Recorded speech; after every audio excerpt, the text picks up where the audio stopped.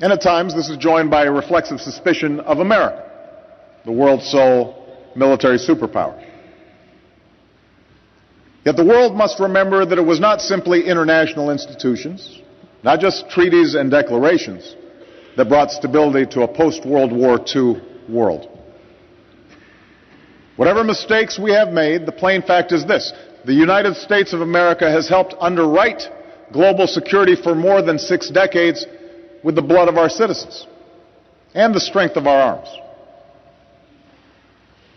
The service and sacrifice of our men and women in uniform has promoted peace and prosperity from Germany to Korea and enabled democracy to take hold in places like the Balkans. We have borne this burden not because we seek to impose our will.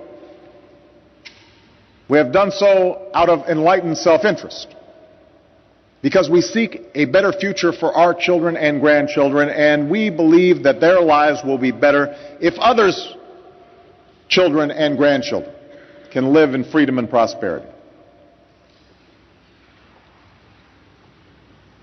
So yes, the instruments of war do have a role to play in preserving the peace. And yet this truth must coexist with another: that no matter how justified, war promises human tragedy. The soldier's courage and sacrifice is full of glory, expressing devotion to country, to cause, to comrades in arms. But war itself is never glorious, and we must never trumpet it as such. So part of our challenge is reconciling these two seemingly irreconcilable truths: that war is sometimes necessary, and war at some level is an expression of human folly. Concretely, we must direct our effort to the task that President Kennedy called for long ago. Let us focus, he said, on a more practical, more attainable peace, based not on a sudden revolution in human nature, but on a gradual evolution in human institutions. A gradual evolution of human institutions. What might this evolution look like? What might these practical steps be? To begin with, I believe that all nations, strong and weak alike, must adhere to standards that govern the use of force.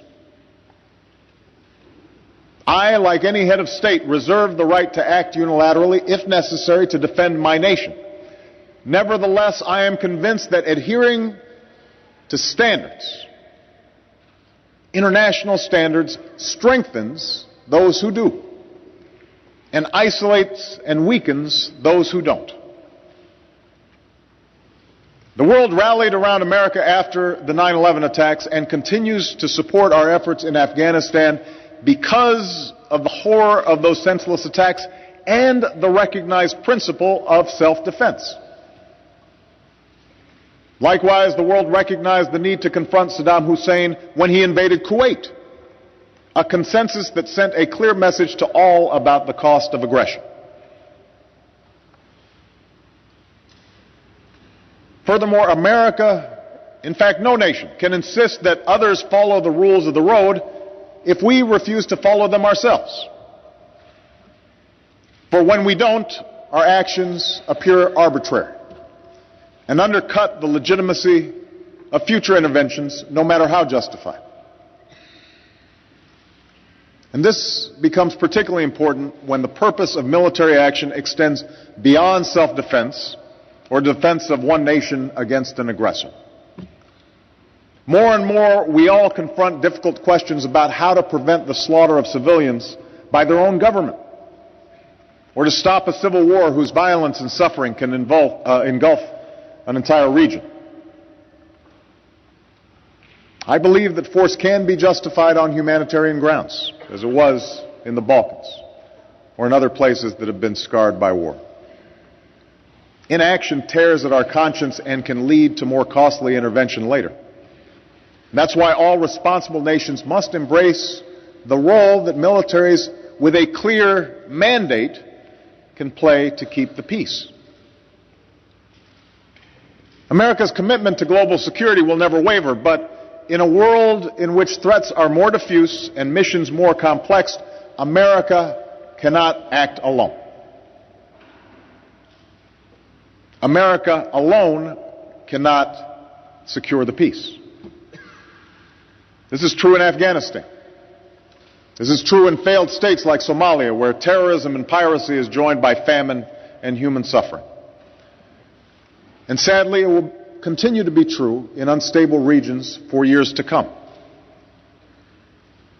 The leaders and soldiers of NATO countries and other friends and allies demonstrate this truth through the capacity and courage they've shown in Afghanistan.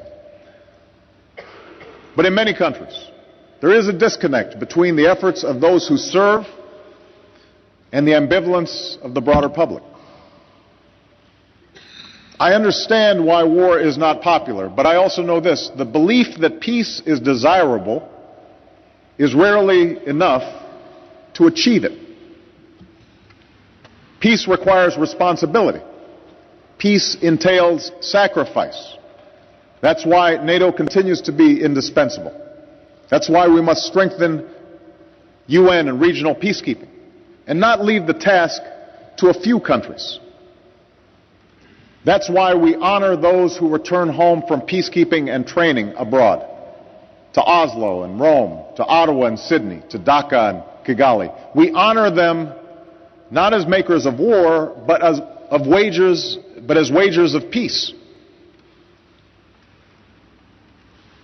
Let me make one final point about the use of force. Even as we make difficult decisions about going to war, we must also think clearly about how we fight it. The Nobel Committee recognized this truth in awarding its first prize for peace to Henry Dunant, the founder of the Red Cross and a driving force behind the Geneva Conventions. Where force is necessary, we have a moral and strategic interest in binding ourselves to certain rules of conduct. And even as we confront a vicious adversary that abides by no rules, I believe the United States of America must remain a standard bearer in the conduct of war. That is what makes us different from those whom we fight. That is a source of our strength. That is why I prohibited torture. That is why I ordered the prison at Guantanamo Bay closed. And that is why I have reaffirmed America's commitment to abide by the Geneva Conventions. We lose ourselves when we compromise the very ideals that we fight to defend.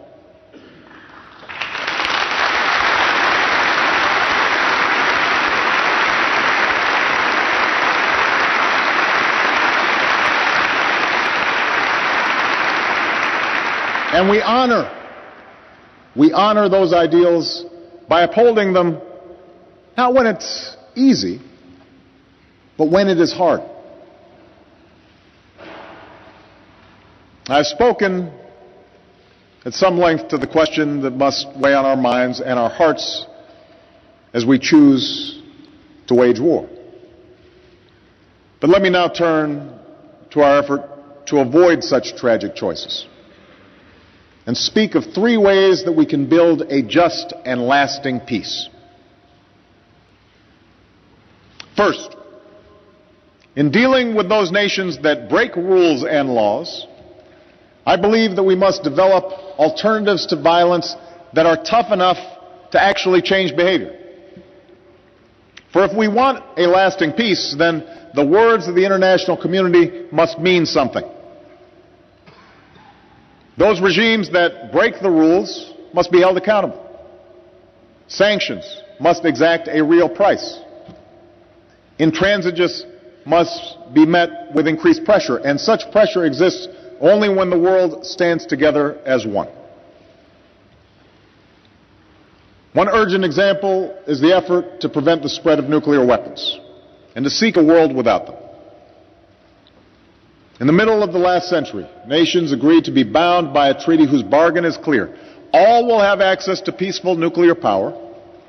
Those without nuclear weapons will forsake them, and those with nuclear weapons will work towards disarmament. I am committed to upholding this treaty. It is a centerpiece of my foreign policy.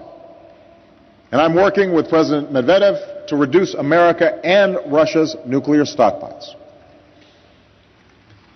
But it's also incumbent upon all of us to insist that nations like Iran and North Korea do not game the system.